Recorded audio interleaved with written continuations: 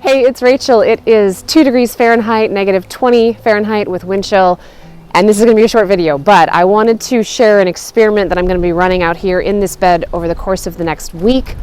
I mentioned before in a recent video how I use leaves to build my soil over the winter. I'm also using them to extend my harvest season. For that experiment, I'm going to use the insulating properties of snow and the insulating property of leaves. We had snow in the forecast along with these cold temperatures, and that was good news. Snow is a decent insulator as long as it's a light and fluffy type, which this is.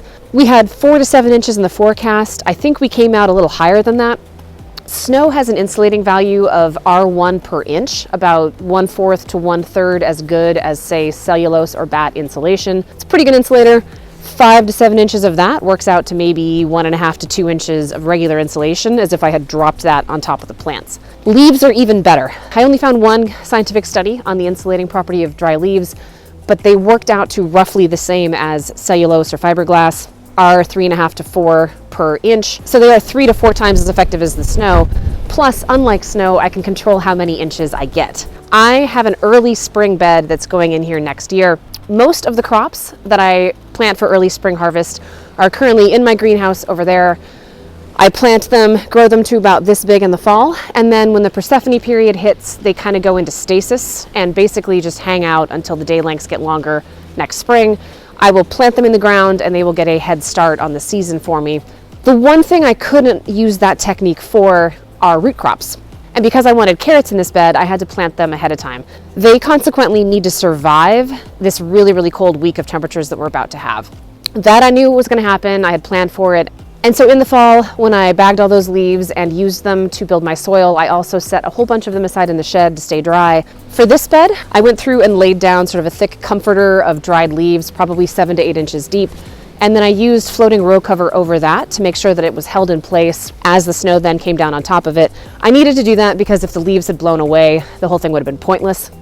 And as you can see, this is now thoroughly buried and very well secured. That side of the bed, where you can see the cover that's like groaning under the weight of this snow, was not planned.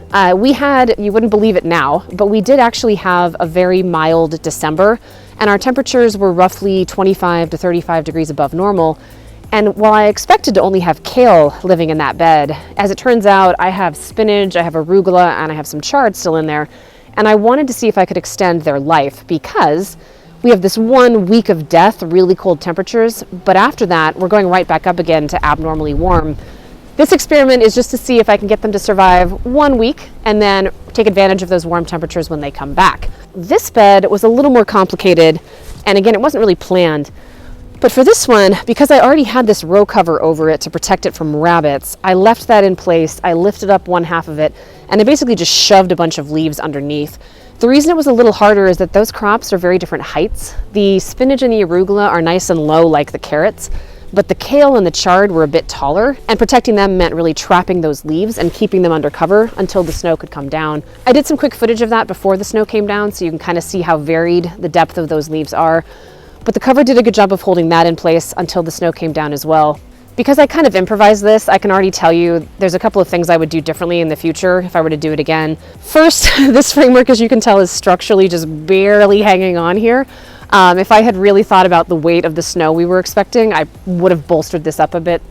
And second, more to the point for this experiment, you can kind of tell I used the arch design to help shed snow, and that helps it not collapse, which is, doing its job here, but it means that certain areas there's no snow on it, and ironically in this case everything being covered in snow is actually what I want. So while the carrots have a really nice layer of leaves and then snow, this bed in some places I've got the leaves and then really just cold air right above that with no snow. The leaves are the best insulator, and so that's really the most important thing.